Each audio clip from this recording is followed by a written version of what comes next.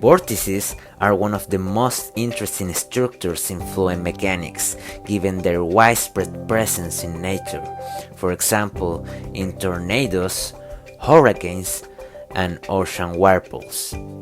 On the other hand, vortices also occur in quantum fluids, such as Bose-Einstein condensates, where they are called quantum vortices. Bose-Einstein condensates represent a very good platform for turbulence experiments, and they're very popular recently, including experiments and new results in scalings and wave turbulence. So in this particular project, we're concerned with turbulence consisting of quantized vortices. So the project is inspired by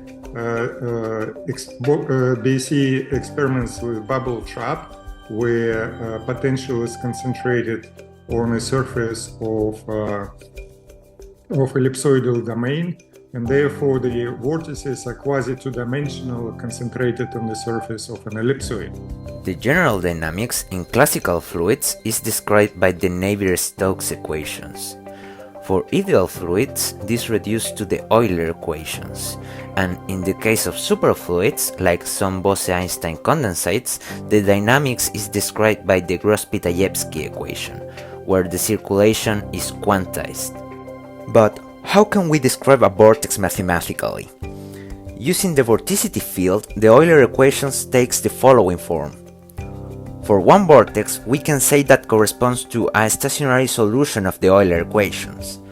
And for a vortex system, this becomes to the sum of the contribution from all vortices. In other words, vortices are singularities of the vorticity field. Jorge's task is to describe statistical states of such vortex gas consisting of positive and negative vortices. In our model, positive and negative vortices are confined in a disk. Here we can use a point vortex model, where we have the dynamical equations with the respective expressions for the energy and angular momentum. In addition, we have an extra term in the energy, imposed for satisfy the free sleep boundary conditions.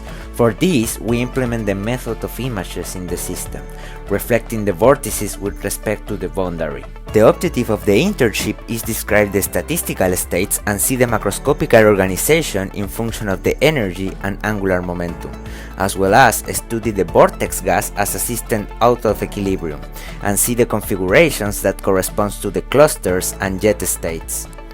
For this purpose, we use the statistical physics, using numerical and theoretical analysis. In particular, for the numerical simulations of this vortex system, we use the microcanonical ensemble, using Monte Carlo simulations.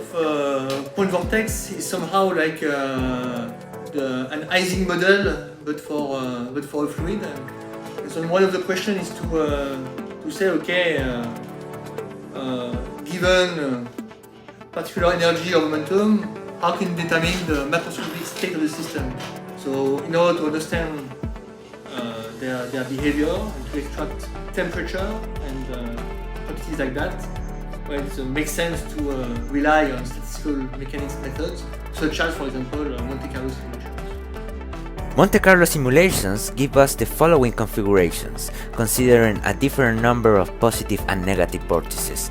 But how can we generate this in the dynamics? One of the objectives is generate cluster states from random configurations, but in a Hamiltonian dynamics, this is not possible for the conservation of energy. So, for some quantum cases, we need to include dissipation of energy. So for that, we use a mechanism of annihilation and reinjection of positive and negative vortices. With this, we generate that the energy increase at the time. So with that, we can see that for high energies, the vortices of the same charge tend to be more closer one of each other, and the vortices of the opposite charge tend to be more far one of each other. This is one of the main reasons of the formation of clusters in the dynamical case.